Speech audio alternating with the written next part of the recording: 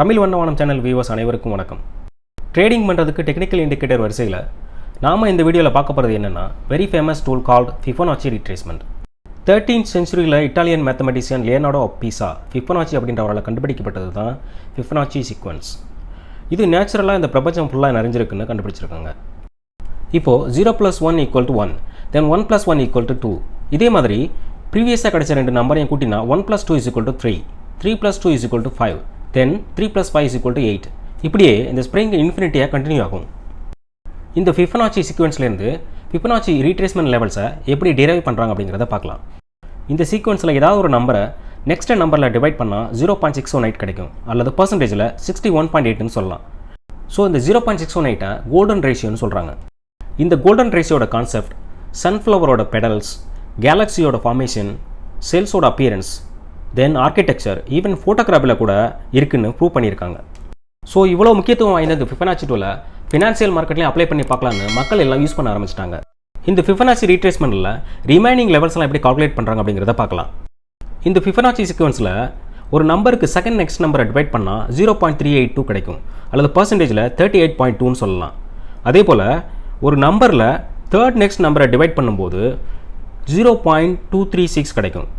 So இதை பர்சன்டேஜில் 23.6% சொல்லலாம். அடுத்தது அந்த சீக்வன்ஸில் வர நம்பர் 1/2 பண்ணும்போது நம்மளுக்கு 0.5 கிடைக்கும். ஸோ பர்சன்டேஜில் 50% சொல்கிறோம். ஸோ கால்குலேஷன் எப்படி பண்ணுறதுன்னு பார்த்தாச்சு. அடுத்ததாக ட்ரேடிங்கில் இந்த கான்செப்டை எப்படி அப்ளை பண்ணுறதுன்னு பார்க்கலாம். மார்க்கெட்டில் இந்த டூலை யூஸ் பண்ணி ஒரு ஸ்விங் லோ பாயிண்ட்டையும் ஸ்விங் ஹை பாயிண்ட்டையும் கனெக்ட் பண்ணும்போது கிடைக்கிற ஹரிசாண்டல் லெவல்ஸ் தான் Fibonacci லெவல்ஸ். ஸோ இந்த லெவல்ஸில் என்ட்ரி எங்கே எடுக்கலாம், ஸ்டாப் லாஸ் எங்கே வைக்கலாம், டார்கெட் எங்கே வைக்கலாம் அப்படிங்கிறத டீட்டெயிலாக பார்க்கலாம். மார்க்கெட் எப்போதும் ஒரு ஸ்ட்ரைட் லைனாக மோஸ்ட் ஆஃப் த டைம் போகாது. ஒரு ஸ்ட்ராங் ரேலி இருக்கும்போது கொஞ்சம் கரெக்ஷன் அல்லது புல் பேக் லெவலுக்கு வந்துட்டு மறுபடியும் கண்டினியூ ஆகலாம். ஸோ அந்த ரீட்ரேஸ்மெண்ட் லெவல்ஸை தான் நம்ம Fibonacci லெவல்ஸ்னு சொல்கிறோம். எக்ஸாம்பிளுக்கு இந்த டவுன் ட்ரெண்டில் ஸ்விங் ஹை பாயிண்ட்டையும் ஸ்விங் லோ பாயிண்ட்டையும் கனெக்ட் பண்ணுறேன். ஸோ இந்த லெவல்ஸ்லாம் ஆட்டோமேட்டிக்காக மார்க் ஆகிடும். இந்த டூலில் உள்ள செட்டிங்ஸ் இந்த கியர் ஐக்கானை கிளிக் பண்ணி நீங்கள் வேணால் மாற்றிக்கலாம். ஸோ இந்த 23.6, 38.2, 50, தென் 61.8% லெவலுக்கு மார்க்கெட் வரும்போது என்ட்ரிஸ் எடுக்க போகிறோம். First target previous low, second target 161.8% வைக்கலாம், அல்லது ஸ்டாப் லாஸை நீங்கள் ட்ரைல் பண்ணிகிட்டே வரலாம்.